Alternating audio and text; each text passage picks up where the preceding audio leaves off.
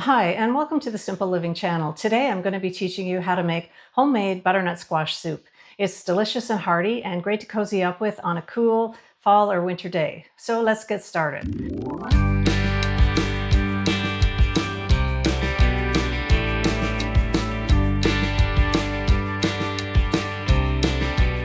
The first thing that you're going to need is to dice up some potatoes, and I've already done that. So I've taken 2 to 3 potatoes, peeled them, washed them, and then I've diced them into fairly small little chunks. And then what you're going to need to do is take 1 package of butternut squash chunks that's frozen. So I'm just going to throw that into the bag, and then take about 3 tablespoons of olive oil. And you're going to spread that over the squash and the potatoes.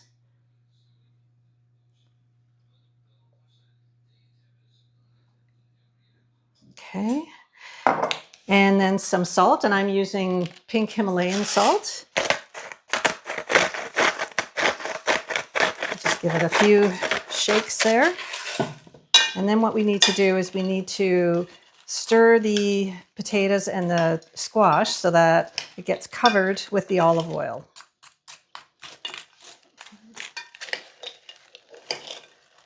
And if you think there's not quite enough olive oil covering it, you could add a little bit more. I have quite a big quantity here of the squash and the potatoes, so I'm just going to add a wee bit more, maybe 1 more tablespoon.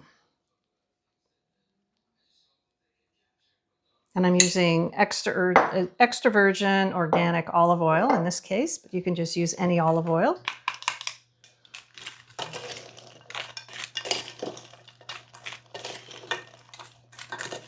And I'm going to add a little bit more salt. So now that the oil is covering the pieces, it'll help the salt to stick to them.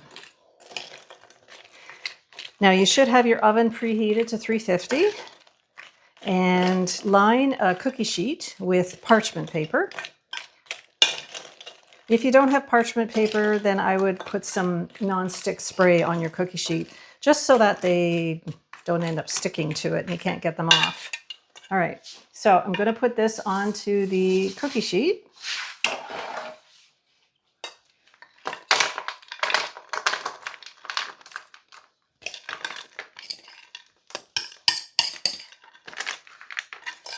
And then we'll spread it around.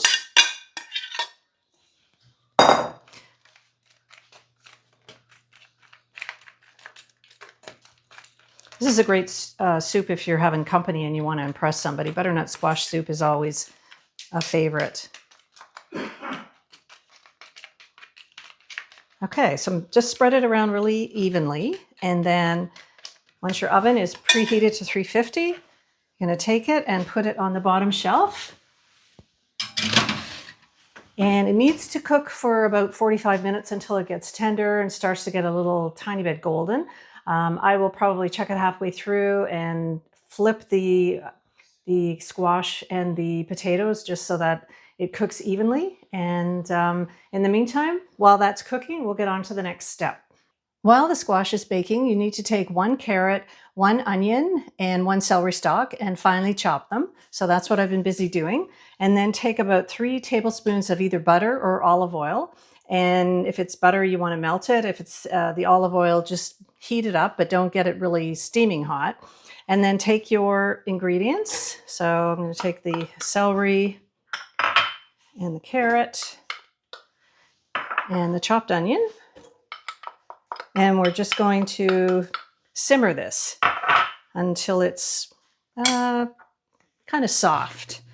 And you can then add as well some thyme. But I'd say 1/4 teaspoon or a little bit more. And that just gives it a nice flavor. If you have fresh thyme, you can use that. And then we're going to let this just simmer away slowly and stir it every few minutes so that it doesn't burn. And then we will add the squash to it once it's ready. I'm going to stir the squash now. It's been on for about 20 minutes. Okay, so it's just starting to get cooking nicely, and just carefully try to turn it.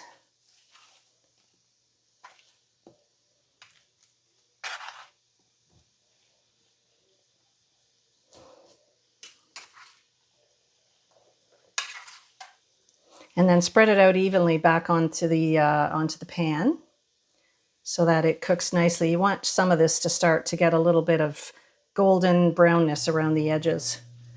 And I can feel it starting to get soft. The potatoes are still a little bit tough, so I know it still needs another 20-25 minutes like the recipe said. While the squash is baking, then we're going to saute the onions, carrots, and celery. And it's got the butter in there, it's melted, and it's starting to heat up a little bit. You just want them to be kind of tender soft because we're going to use a blender to mash them up with, so we want to make sure that we can puree them as well. So just keep an eye on it and stir it occasionally, making sure that it doesn't burn. Okay, these have been simmering a while and they're getting soft. They look like they're just about ready. Let's take a look at the squash and see what's going on there. Whoa, that was a lot of heat coming out there. Okay, I'm going to take this out. All right, so this looks like it's about ready. I'm just supposed to have it so it's soft. And the potatoes are soft. I think that's about all we need to do.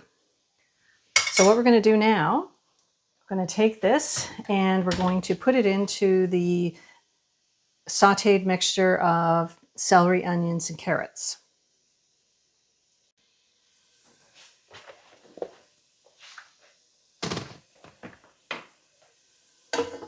Okay, so now we just need to scoop this mixture of potatoes and butternut squash into the pot. And we just have to be careful because we've got the parchment paper there. We don't want that getting into the pot.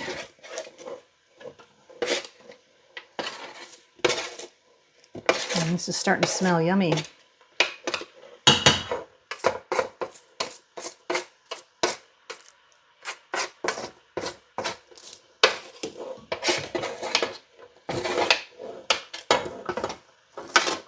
Okay, so that's all in there now. And now what we're going to do is take two 900 milliliter containers of soup broth. You can use chicken or vegetable. I just happen to have one of each. So you pour that in and give it a stir while it's pouring in there. This makes actually quite a bit of soup, which is really nice because you can freeze it. You don't have to have it all at once. So you can save some for a really cold day. And then I'm putting the other one in here.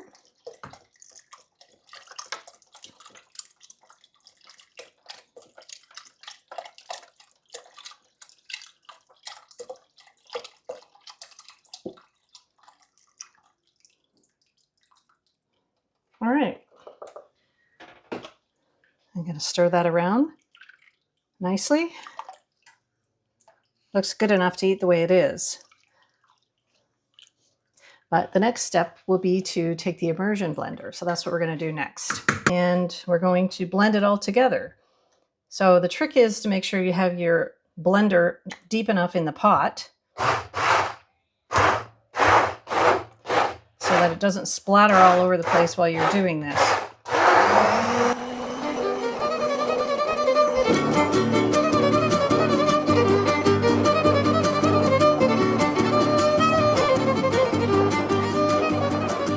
Okay, I'm going to check it now and see if there's any chunks in there. You can have a few little chunks, but you don't want too many. Yeah, there's still too many in there. So I'm just going to do little plops with the blender.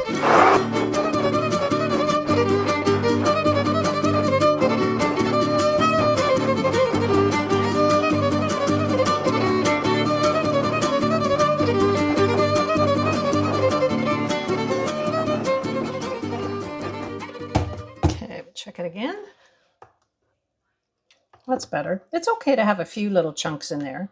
Gives it a little bit of variety, but there's not much in there now, so I'll give it one more shot and then we're almost done.